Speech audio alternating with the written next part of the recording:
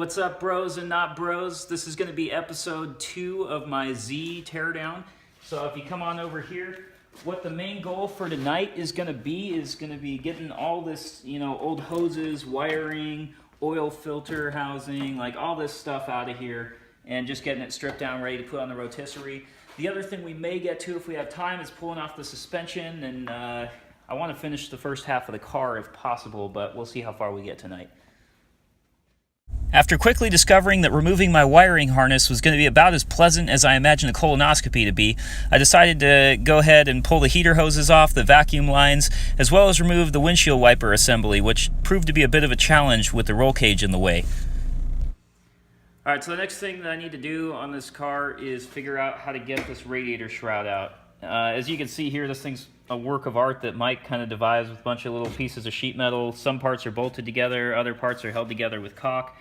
So the challenge that I have is to try and get this out of here without destroying it. I haven't decided yet whether I'm going to reuse it. It's kind of cool and vintage, but at the same time I think I could also construct a better one that keeps the same, idea there while being just a little bit more modern and cleaner.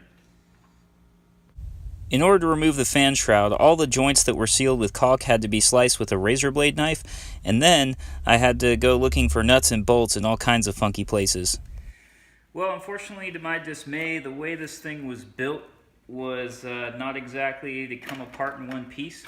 I think my theory is actually going to be that as time went on and he added things like the trans cooler here, that he actually kind of built the shroud as it went. So it was never really meant to be disassembled. It was actually really difficult to get that trans cooler out. But what I will say is that this entire shroud here, particularly like this part right here, Mike made, looks like this fan shroud is made out of cardboard covered with like a single layer of fiberglass, but this entire shroud probably weighs about 2.5 pounds. So Mike being an engineer, this thing was completely like vacuum sealed practically, and it doesn't weigh anything. So I think that's a really cool feature, and when I rebuild the new shroud, I definitely plan to take those into account, trying to make it as light as Mike did. Not necessarily that I need to, but I think it'd just be a cool feature to stick with it. As we start to get further into the engine compartment here, I'm finding more hiccups, which, no surprise, it is what it is. It's a race car. If you ever worked on a race car, particularly a production-based car, half of it's the original and half of it's, new race stuff. So, everything's kind of a cocktail. So what I'm finding with this harness here that I was hoping I'd be able to pull out is, a considerable amount of it, somewhere in here we've got the OEM harness, but there's also a lot of wiring that Mike did independently for the lights and all the other stuff. And so the way this kind of goes through the firewall, unfortunately, before I can pull this harness out, I'm actually going to have to pull the dash out first so that I can start getting rid of the wiring from that side so it can pull through this side, because the way it is now, it's not really going to happen. The other thing I'm finding is a couple things here. So obviously, you can see that there's this heat insulation on here because the exhaust headers would be right here next to these brake lines. However, I'm not particularly happy with the routing of the brake line, that or this. I'm not sure what led to it being routed right here versus down along the frame rail where it should have been, or underneath. I would actually think underneath, especially because the heat's going to radiate up. But it looks like the header may have actually gone through the brake line, which may have been why this was routed like this. Which again, maybe that was done after the header was. Who knows? We can only speculate because Mike did this a long time ago and doesn't really have all the answers as to why he did what he did when he did it. The other thing I noticed is if you come down here and you look at these welds where, so there's actually this auxiliary kind of subframe built in here which supported the motor mounts as well as the skid plate. If you look at this side, it's fairly clean, the weld here, where if we look at this side, oh man, is it just gorgeous. Do you see this? Like, we got this booger weld. So what it looks like to me is when they cut the tube, they actually came up a little bit short and had to fill the gap, which, it is what it is. They want to get out there and race. So I'm probably going to clean that up with a grinder and re-weld it. We'll have to just kind of see what's in there, but I won't know until all the paint's off. The final thing that I actually just noticed a second ago as I was sitting here is if you look at this tube right here for the strut tower support, you can see that it's like dented right here. Now, My best guess is that when Mike was fitting the custom headers in here, he needed to whack this with a hammer to clearance it along with this. I think that's why this is all kind of a little bit mangled right here. In fact, that looks to be stock. But what I'm not sure about is whether or not the car took a hard impact here and actually bent the frame rail up and caused this tube to buckle like this. So that's something else I'll have to assess, is whether this frame rail is straight or not. Probably not, but I guess we'll just have to find out on that one. So that's it. I know that was kind of a long spiel, but that kind of covers most of the hiccups I'm getting into here. Just got to figure out how to run all these different lines and everything a little bit different. However, one thing I did notice is that, you know, at the same time, these are Tilton master cylinders, so I mean, these are top of the line. I know they've got these awesome duct tape caps on them right now.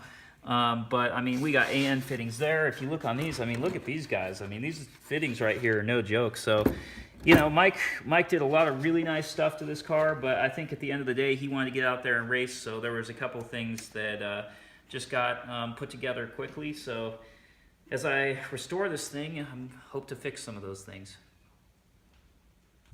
After spending a little bit more time sifting through the harness, I found some wires that weren't needed, and after cutting them out, I was able to remove the harness without removing the dash.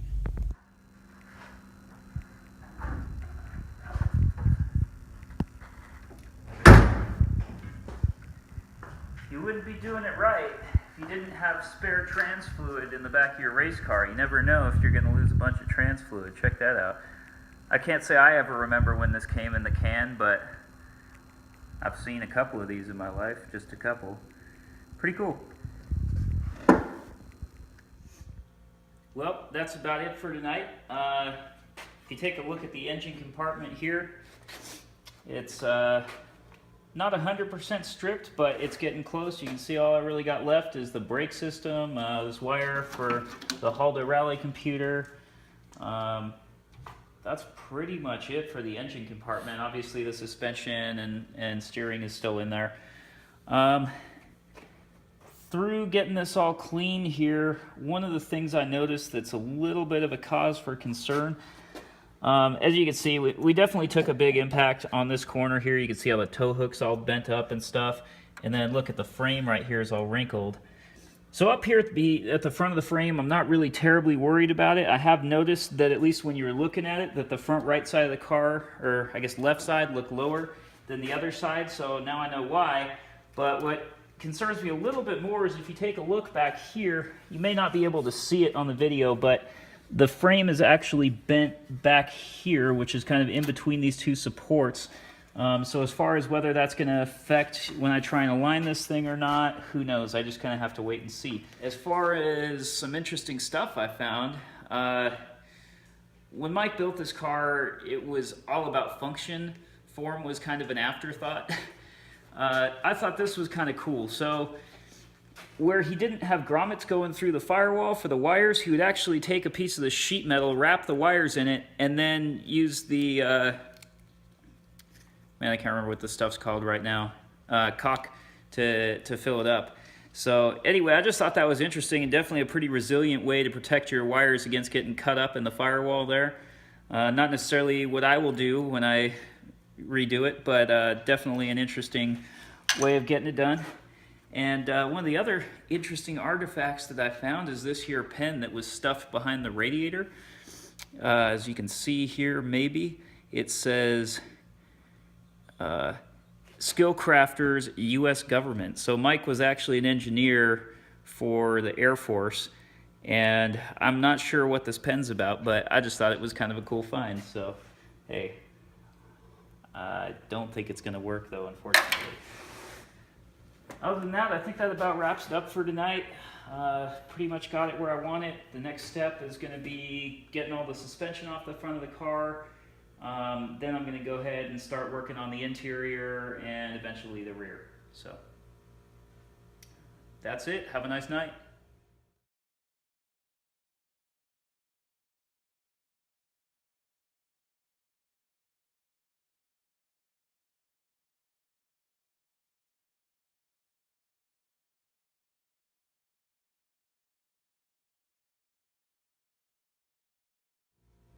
For those of you who don't believe that duct tape belongs on a race car, this is aerospace grade heat wrap that was on the brake lines because they ran near the headers, didn't want the brakes to overheat. But what's more important is this here 30-year-old duct tape. I had to cut this off the car because it simply would not break. Duct tape is approved for race cars officially.